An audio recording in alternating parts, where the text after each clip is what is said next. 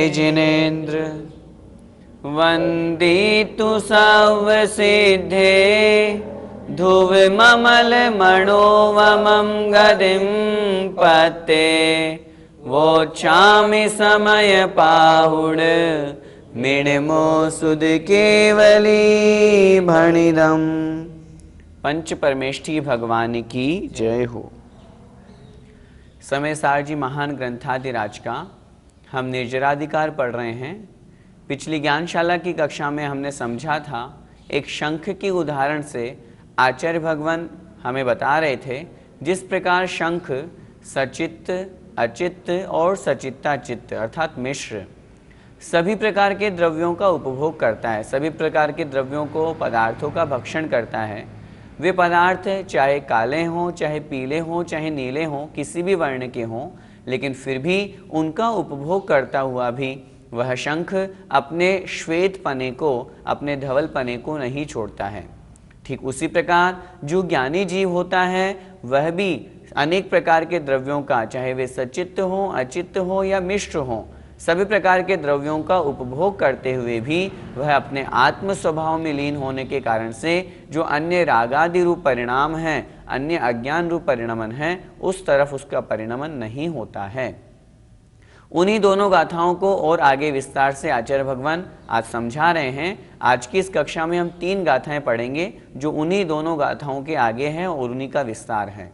देखें गाथा क्रमांक 236। जय्यास एव शंखो, जय्यास एव शंखो, सेद सहावं स्वयं पजहि दूण, सेद सहावं स्वयं पजहि दूण, गच्छेज किर्ण भावं, गच्छेज किर्ण भावं, तय्या सुकत्तणं पजहे। तय्या सुकत्तणं पजहे। बोलिए जय्यास एव शंखो, सेद सहावं स्वयं पजहि दूण, गच्छेज किर्ण भावं, तय्या सुकत्तणं पजहे। जय्यास एव शंखो, सेद सहावं स्वयं पजहि दूण, गच्छेज किर्ण भावं, तय्या सुकत्तणं पजहे। गाथा का अर्थ देखते हैं। जय्या स एव शंखो, जय्या मतलब जब, स एव शंखो वही, शंखो अर्थात शंख। कौन सा शंख? जिसकी हमने पूर्व में चर्चा की थी पिछली कक्षा में कि वह शंख जो अपने स्वभाव को, शुक्लत्व स्वभाव को नहीं छोड़ता है। जब वही शंख सेद सहावम अपने श्वेत स्वभाव को, स्वयं अर्थात स्वयं ही, पजहि दूण छोड़ करके, वैसे तो अन्य उसको बहुत से निमित्त मिले तब उसने श्वेत स्वभाव को नहीं छोड़ा, सफ़ेद का सफ़ेद ही बना रहा, परंतु जब वही शंख स्वयमेव अपने आप ही सेद सहावम अपने श्वेत स्वभाव को, अपने सफ़ेद पने को, पजहि दूण छोड़ करके, गच्छेज प्राप्त हो जाता है, चला जाता है, किधर? किर्ण भावम अर्थात कृष्ण भाव को, कालेपन को, कालिमा को। जब वह शंख स्वयं ही अपने आप ही अपने श्वेत स्वभाव को छोड़ करके और कृष्ण रूप में परिणमन हो जाता है अथवा कृष्णता को प्राप्त हो जाता है, तय्या सुकत्तणं पजहे, तय्या तब वह शंख सुकत्तणं अपने शुक्लत्व को, अपने शुक्ल पने को, सफ़ेद पने को, पजहे अर्थात त्याग कर देता है, छोड़ देता है। कैसे छोड़ देता है? क्योंकि वो स्वयं ही चाहता है कि मैं कृष्ण रूप में परिणमन करूं। पहले तो अन्य निमित्त मिले, उन निमित्तों के मिलने पर वह अपने स्वभाव में रहा, लेकिन जब वह स्वयं ही इस तरह की भावना रख रहा है कि मैं अपने श्वेत पने को छोड़ करके कृष्ण पने को प्राप्त होऊं, तो वह अपने श्वेत पने को छोड़ देता है और कृष्णता को प्राप्त हो जाता है। एक बार फिर से गाथा का अर्थ देखें। जय्या जब, सएव शंखो वही शंख, सेद सहावम अपने श्वेत स्वभाव को, स्वयं अपने आप ही, स्वयं ही, पजहि दूण छोड़ करके, गच्छेज किर्ण भावम कृष्ण पने को, काले पने को प्राप्त होता है, तैया तब सुकत्तणम पजहे, वह अपने शुक्लत्व को छोड़ देता है, सफेदपन को छोड़ देता है। क्या मतलब? आचार्य भगवान यहाँ पर ये कह रहे हैं कि जब वो शंख स्वयं चाहता है या स्वयं कृष्ण रूप में परिणमित होना चाहता है, तब वह अपने सफेदपन को छोड़ देता है और कालेपन को प्राप्त हो जाता है। गाथा का भावार्थ देखें। जब वही शंख अपने श्वेत स्वभाव को स्वयं छोड़कर कृष्ण भाव को प्राप्त होता है, तभी वह शुक्लत्व को छोड़ देता है, अर्थात सफेदपन से अब वह कालेपन को प्राप्त हो जाता है। इस गाथा का पद्यानुवाद पढ़ते हैं। मानो कि शंख खुद ही निज से चिगेगा, आत्मीयता धवलता यदि वो तजेगा, तो कृष्णता कलुषिता उसमें उगेगी, वैभाविकी परिणति फिर क्यों रुकेगी। चिगेगा अर्थात डिग जाना, परिवर्तित हो जाना।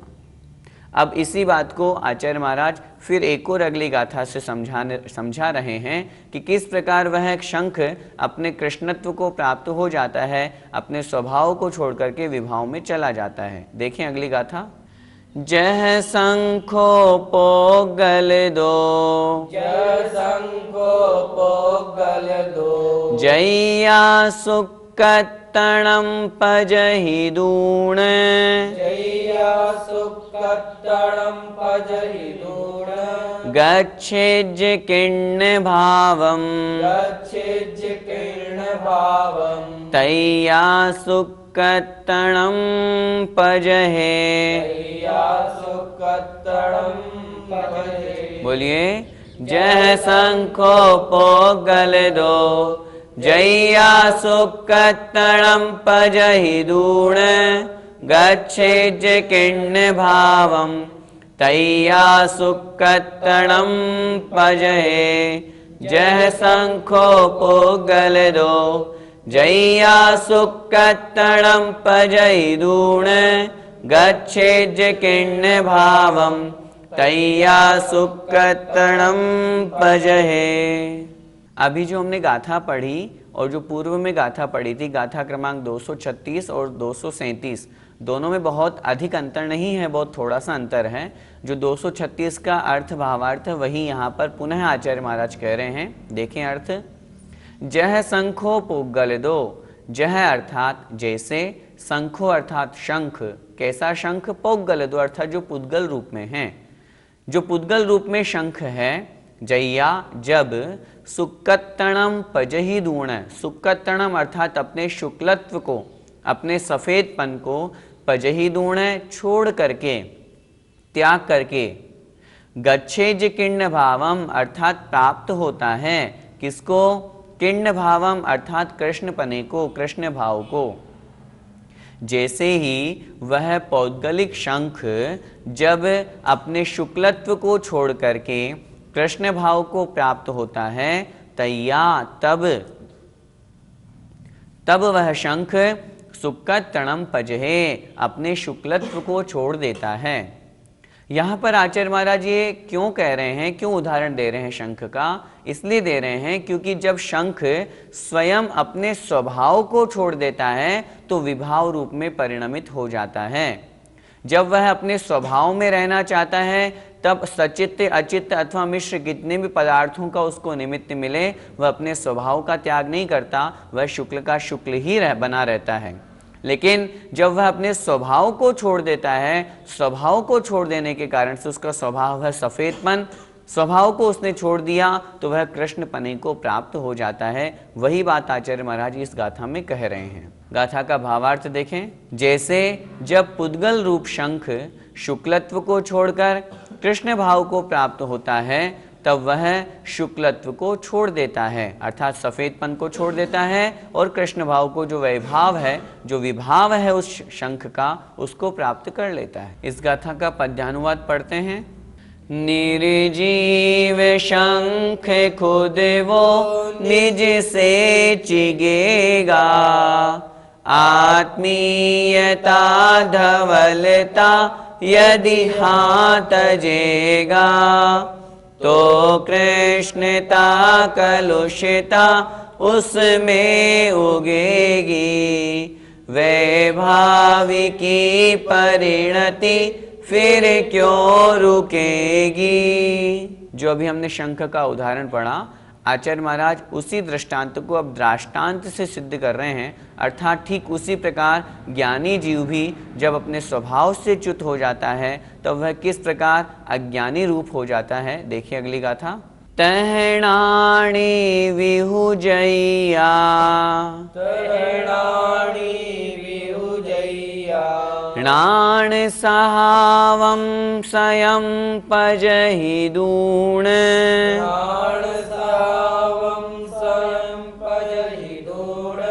अन्नाणेन परिणदो, अन्नाणेन परिणदो, तय्या अन्नाणदं गच्छे, तय्या अन्नाणदं गच्छे। बोलिए। तहणाणि विहुजय्या, णाण सहावं स्वयं पजहि दूण, अन्नाणेन परिणदो, तय्या अन्नाणदं गच्छे। तहणाणि विहुजय्या, णाण सहावं स्वयं पजहि दूण, अन्नाणेन परिणदो, तय्या अन्नाणदं गच्छे। गाथा का अर्थ देखें। तहणाणि विहुजय्या, तह अर्थात उसी प्रकार, वैसे ही। वैसे कैसे? जैसे शंख। उसी प्रकार णाणिवि अर्थात ज्ञानी जीव भी, जय्या जब, णाण सहावम अपने ज्ञान स्वभाव को, स्वयं अर्थात स्वयं ही, पजहि दूण अर्थात छोड़ करके।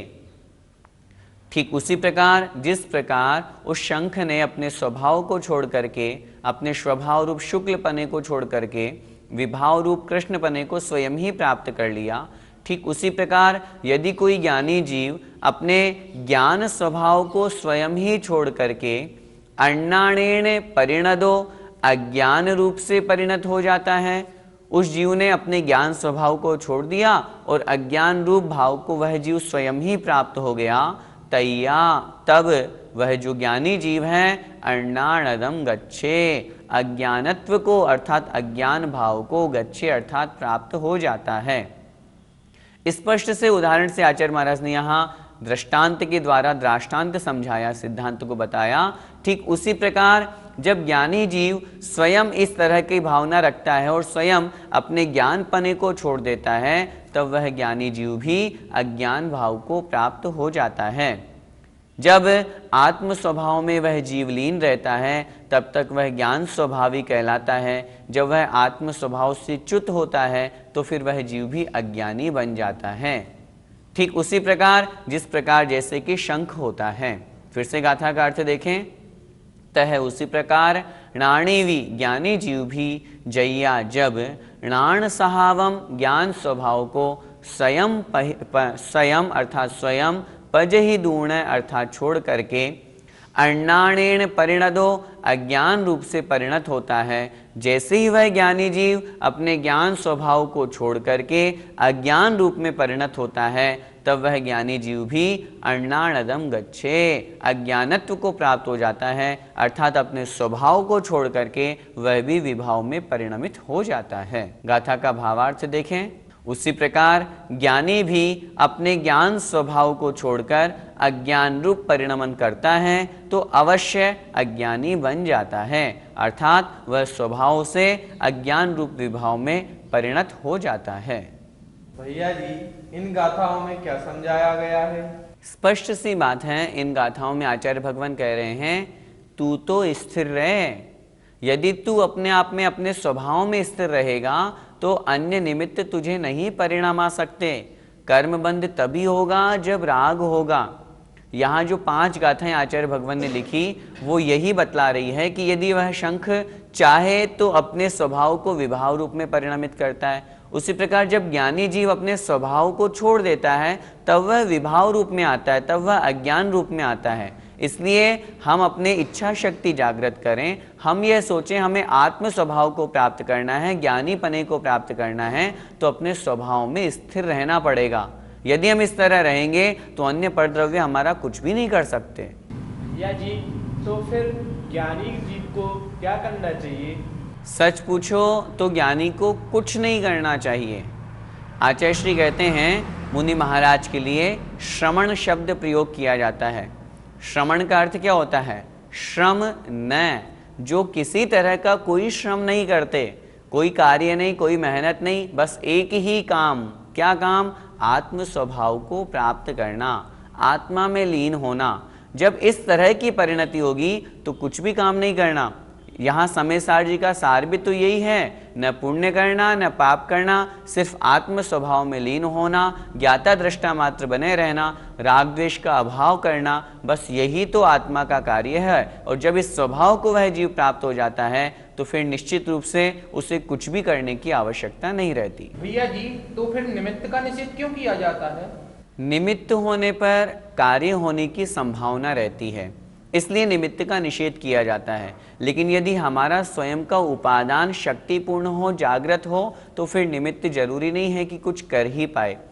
इसलिए अपने को समझना इस बात को है कि यदि हमारा उपादान आत्म स्वभाव रूप से है तो बहिरंग निमित्त हमें उपसर्ग परिचय बहुत मिलेंगे, हम उसमें नहीं चिगेंगे, उसमें नहीं डिगेंगे। और यदि हमारा आत्म स्वभाव आत्मबल मजबूत नहीं है तो निमित्त के कारण से हमारा स्वभाव विभाव रूप में परिणत हो जाता है। इसलिए निमित्त को हटाएं, अपने उपादान शक्ति को जागृत करें, यही इन पांचों गाथाओं का सार है। इस गाथा का पद्यानुवाद देखते हैं। ज्ञानी स्वयं यदि मनो भजता विधि को, विज्ञान की उजलता तजता निधि को, अज्ञान रूप ढलता फिर क्या बताना, दुर्भाग्य पाक सहता भव दुख नाना। जब वह ज्ञानी जीव अपने ज्ञान स्वभाव को छोड़ करके अज्ञान रूप ढल जाता है तो जो दुर्भाग्य पाप कर्म रूप पाक है, फल है, वह उसको सह करके संसार में अनेक प्रकार के दुखों को प्राप्त करता है। इसलिए ज्ञानी को चाहिए वह अपने आत्म स्वभाव को प्राप्त करे, अज्ञान रूप में न जाए। जय जिनेन्द्र।